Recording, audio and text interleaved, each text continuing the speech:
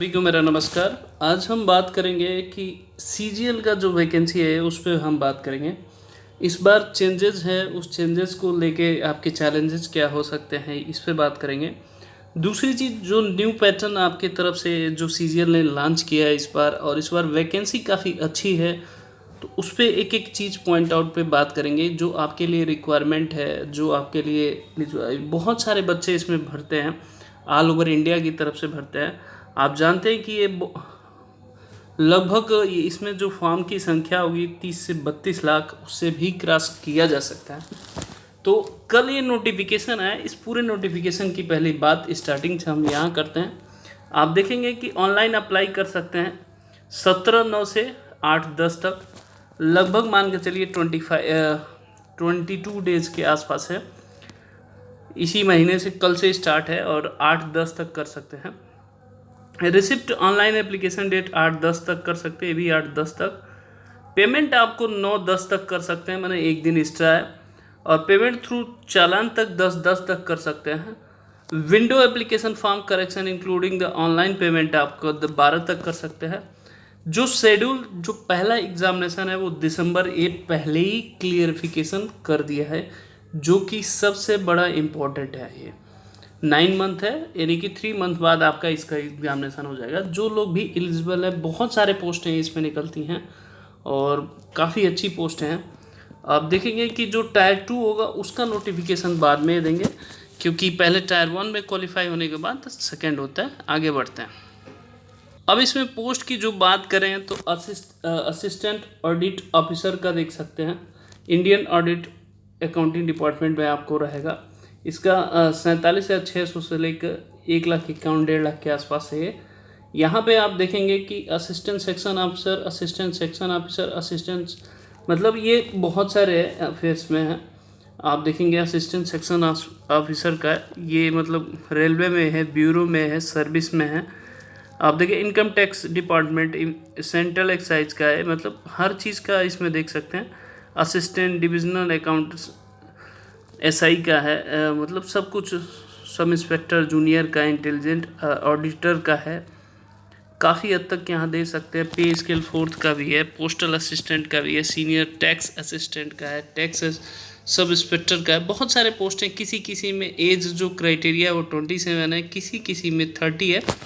आप देखिए इसमें सारे में 27 है। 27 ये जनरल कैटेगरी के लिए। बाकी जो रिजर्वेशन ओबीसी का 3 ईयर आप जानते ही हैं, और SC ST का आप जानते हैं कि 5 ईयर का होता है, तो वो इसके अकॉर्डिंग एलिजिबल होते हैं। आगे बढ़ते हैं।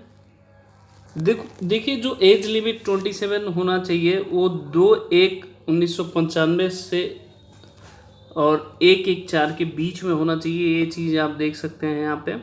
18 to 27 ईयर की बात कर रहा है। अगर 20 to 30 ईयर की बात करें, 0 to 192 से लेके 2001-2 के बीच में होना चाहिए। ऐसे ही यहाँ 92 से लेके यहाँ पे 32 के लिए 90 के आसपास है। ये आप देख सकते हैं। एज रिलैक्सेशन जैसा कि मैं पहले भी बताया था, आप देख सकते हैं यहाँ पे।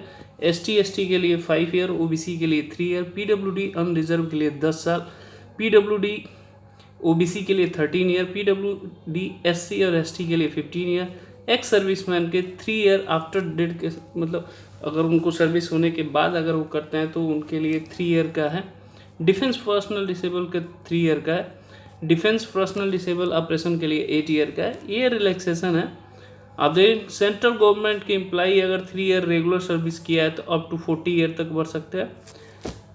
SC ST के लिए आप देख सकते हैं 45 के। विडो अगर हैं तो आप बढ़ सकते हैं 35 के लिए। वुमेन ये देखिए विडो के लिए 40 ईयर के। आगे बढ़ते हैं। अब एक एक क्वालिफाई असिस्टेंट ऑडिट ऑफिसर के लिए आप देखेंगे कि जो बैचलर डिग्री होना चाहिए यूनिवर्सिटी डिजराइबल, ये पूछ सकता है। आप cost management account company secretary master of commerce होना चाहिए, ये मांगा जा सकता है। ऐसी जूनियर स्टैटिस्टिकल ऑफिसर से 60% होना चाहिए आपको। ये देखेंगे 12th मैथमेटिक्स स्टैंडर्ड पे। Bachelor degree in subject statics 1 subject in degree level, ये चीज़ें आप देख सकते हैं। ठीक है। List 60% marks in mathematics in 20। Bachelor degree आपका होना चाहिए ऑल ऑफ द पोस्ट आप देखेंगे। बाकी सभी के लिए बैचलर डिग्री है, आप सभी के लिए देख सकते हैं। जो भी रिक्वायरमेंट होगा एक एज ए रिक्वायरमेंट के तौर पे देख रहे हैं। देखिए जो टायर 1 होगा ये सबके लिए होता है। आप जर्नल का समझते हैं 25 क्वेश्चन 50 मार्क्स, जर्नल जीए का होता है 25 क्वेश्चन 50 मार्क्स, क्वांटिटी एप्टीट्यूड का 25 क्वेश्चन 50 मार्क्स, इंग्लिश कंप्रीहेंशन का 25 50 क्वेश्चन। तो कुल मिला के देखेंगे 1 आवर में आपको करने होंगे टोटल। ये टायर 1 के लिए है और सभी के लिए हिंदी इंग्लिश दोनों में रहेंगे। इंग्लिश कंप्रीहेंशन ओनली इंग्लिश में रहेगा। एक चीज़ यहाँ देखेंगे कि जो निगेटिव मार्किंग है वो 0.5 मार्क्स है। एक चीज़ देखिएगा, मतलब 1/4 एक तरह से, क्योंकि 2 मार्क्स का 1/4.5 2। जो टायर 2 है उसके लिए देखेंगे, इसमें 2 तरीके से इस बार डिवाइड कर दिया है। सेक्शन 1 में मैथमेटिकल, यहाँ देखेंगे एबिलिटी कर रहा है 30 क्वेश्चन, ठीक है। और ये रीजनिंग है जीआई कर दिया है 30 क्वेश्चंस, टोटल 60 क्वेश्चन है। ईच क्वेश्चन 3 मार्क्स, ये 180। ये चीज़ें चेंज किया है सेकेंड सेशन में। सेकेंड सेशन में English language and comprehension 45 question, general ये हमारा 25 क्वेश्चन, टोटल 70 हो गया। ये 3 मार्क्स पे 270 हो गया। सेक्शन थर्ड में कंप्यूटर नॉलेज में रहेगा 20 क्वेश्चन 3 मार्क्स, ये 60 हो गया।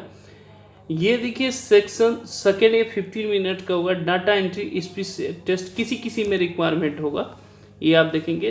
ये सेकेंड पेपर ये ओनली स्टैटिकल जो ऑफिसर होंगे उनके लिए 100 क्वेश्चन स्टैटिक्स का रहेगा, 2 मार्क्स 200।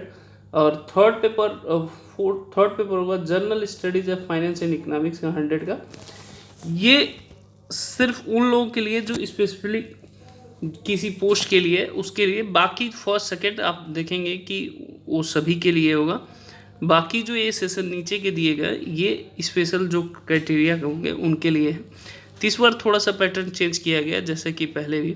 आगे बढ़ते हैं, यहाँ देखेंगे क्वांटिटी एप्टीट्यूड का सब कुछ सिलेबस यहाँ दे रखा है। अगर आप देखेंगे तो नंबर का है, डेसिमल का है, फ्रैक्शन का रिलेशन है बिटवीन नंबर, परसेंटेज है, ratio, square root, average, interest, profit, मतलब लगभग आप जो बेसिक जो मैथ्स होता है वो सभी हैं यहाँ पे। इंग्लिश में भी सेम ऐसे 10th लेवल का स्टैंडर्ड का लेवल आप देख सकते हैं। मॉडल मैथमेटिकल एबिलिटी का ये फिर फंडामेंटल अर्थमेटिकल अलजेब्रा है, ज्योमेट्रिकल है, मेंसुरेशन है, ट्रिग्नोमेट्री है, स्टैटिक्स जो मेंस के लिए होता है। इस सब की ये यहाँ पे सिलेबस दे रखा है। मॉडल सेकेंड में भी आप देखेंगे कि जो रीजनिंग है उसके लिए भी दे रखा है कि क्या क्या रीजनिंग में पूछेंगे। कंप्रीहेंशन में सिर्फ वही है जो पिछले साल था, इस बार भी वही है, कोई चेंजेस नहीं किया गया। कंप्यूटर प्रोफिशिएंसी में जो बेसिक चीज़ें कंप्यूटर में होता है, MS word, excel word, MS point, ये सब चीज़ें आपसे पूछी जाएंगी।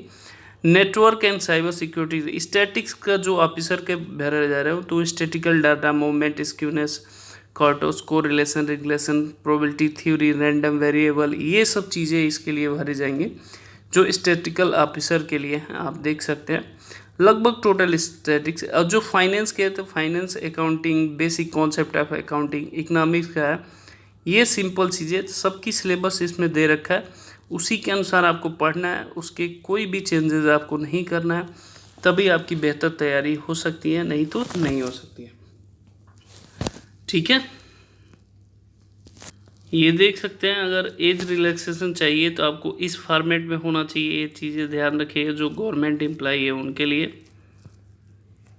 तो सारे सर्टिफिकेट भी नीचे दे रखे हैं नॉर्मली सबके लिए। बेसिकली SSC अगर CGL में आपको करना है तो आपको क्या करना पड़ेगा, इसकी प्रैक्टिस सेट बहुत इंपॉर्टेंट है। आप करेंगे तभी सक्सेसफुल हो सकते हैं। मैथमेटिक्स स्ट्रांग होना चाहिए, मैथ्स, इंग्लिश अगर आपका स्ट्रांग है तो GS भी थोड़ा बहुत भी रहता है तो आप आसानी से क्रैक कर सकते हैं। और इसमें बहुत सारे अच्छे अच्छे पोस्ट हैं जो आप भर सकते हैं।